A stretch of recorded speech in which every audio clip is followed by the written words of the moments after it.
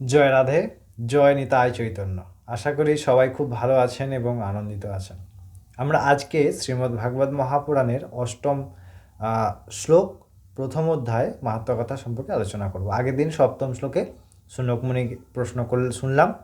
এবার অষ্টম শ্লোকে শৌনকমুনি সুতমুনির উদ্দেশ্যে কি প্রশ্ন করছেন এবং এরপরে নবম শ্লোক থেকে আমরা সুতমুনির উত্তর শুনব শৌনকমুনির প্রশ্নগুলির।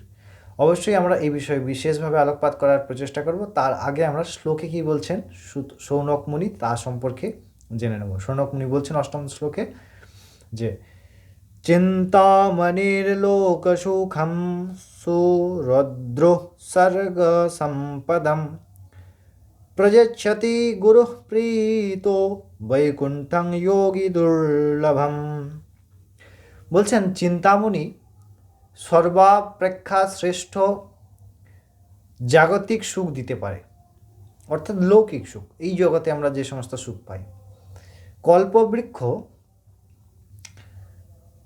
সর্বোপরিভাবে স্বর্গের সুখ দিতে পারে, স্বর্গ ভোগ, কিন্তু আমাদের যে পরম কল্যাণ বা পরম তৃপ্তি তাহা কেউ দিতে পারে না। এবং এর পরিপ্রেক্ষিতে আরেকটি কথা বললেন যে গুরু যদি প্রসন্ন হন বা গুরু যদি কৃপা করেন তাহলে কি হয় না, দুর্লভ সুখ প্রাপ্তি করা যায়। এই সম্পর্কে বললেন যে যোগীরা যাহা প্রাপ্ত করতে সহজে পারে না, সেই দুর্লভ বৈকুণ্ঠ প্রাপ্তি করে দিতে পারেন কে না, গুরুদেব, কেবল কৃপা দৃষ্টি প্রভাবে।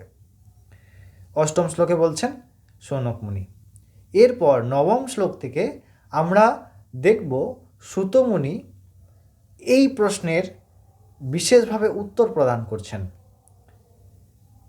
গুরুতত্ত্ব, জীবের কল্যাণ, ভগবত পদ প্রাপ্তি এবং আমাদের যা জানা প্রয়োজন, আমাদের যে বিষয়ে অবগত হওয়া বিশেষভাবে প্রয়োজন ভগবানকে পেতে গেলে, ভগবত তত্ত্ব প্রাপ্ত করতে গেলে, এই সম্বন্ধিত সম্পূর্ণ যতগুলি প্রশ্ন আমরা শুনলাম পঞ্চম থেকে অষ্টম, এইগুলি পর্যায়ক্রমে সুতমুনি উত্তর প্রদান করবেন পরবর্তী শ্লোক থেকে। আমরা নিশ্চয়ই সেই বিষয়ে আলোচনা করব, আলোকপাত করব।